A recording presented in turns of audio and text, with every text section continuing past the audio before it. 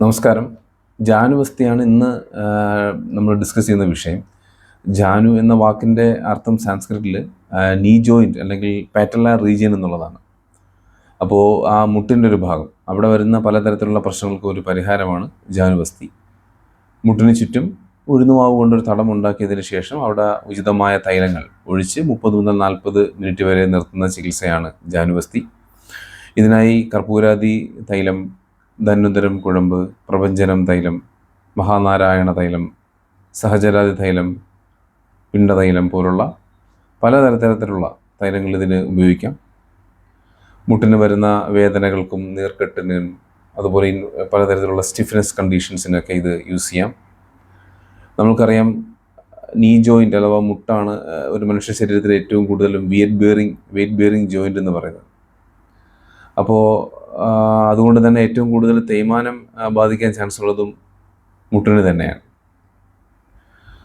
അവിടെ വരുന്ന തേയ്മാനത്തിനെ osteo arthritis എന്ന് പറയും, OANE എന്നാണ് അതിനെ അറിയപ്പെടുന്നത്. അത് സർവ്വസാധാരണമായിട്ടും കാണുന്ന ഒരു കണ്ടീഷനാണ്.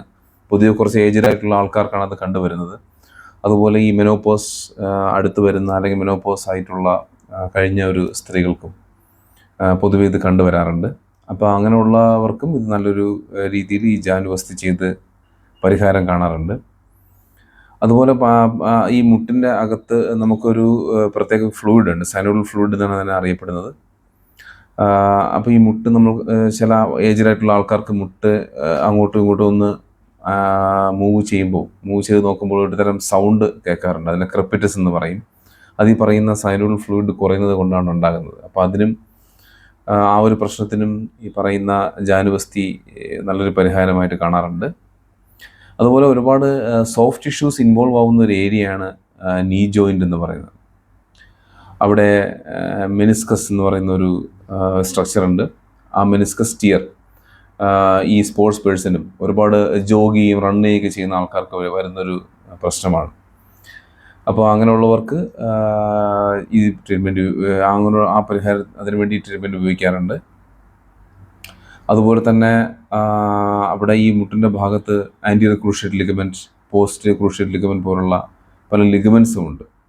മുട്ട് എവിടെയെങ്കിലും ചെന്ന് ശക്തമായി ഇടിക്കുകയോ എന്തെങ്കിലും ആക്സിഡൻറ്റിൽ മുട്ടിടിച്ച് വീഴുകയൊക്കെ ചെയ്യുമ്പോൾ ഈ പറയുന്ന ലിഗമെൻറ്റ്സ് ടിയർ ഉണ്ടാകാൻ സാധ്യതയുണ്ട്. അതിൽ ആ ടിയറിനെ ഗ്രേഡ് 1, 2, 3 എന്ന് തിരിക്കാം. അതിൽ ആ ഗ്രേഡ് 1 and 2 ടിയേഴ്സ് ഇതിൻ്റെ ഒരു പാർഷ്യൽ ടിയറാണ്. അപ്പോൾ അതൊക്കെ ഈ ജാനുവസ്തി ചെയ്യുന്നത് കൊണ്ട് കൃത്യമായിട്ട് അത് റീജനറേറ്റ് ചെയ്ത് അല്ലെങ്കിൽ റിജുവിനേറ്റ് ചെയ്ത് വരുന്നതായിട്ടാണ് കാണാൻ സാധിക്കുന്നത്. അതുപോലെ തന്നെ റുമാറ്റോയിഡ് ആർത്രൈറ്റിസ് എന്ന് പറയുന്ന വാതരോഗം ഏറ്റവും കൂടുതൽ അഫക്റ്റ് ചെയ്യുന്നത് നീ ജോയിൻ്റാണ്.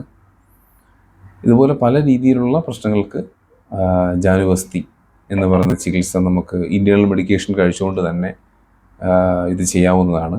നല്ല പരിഹാരവും നല്ലൊരു റിസൾട്ടും കണ്ടിട്ടുള്ളത് കൂടിയാണിത്.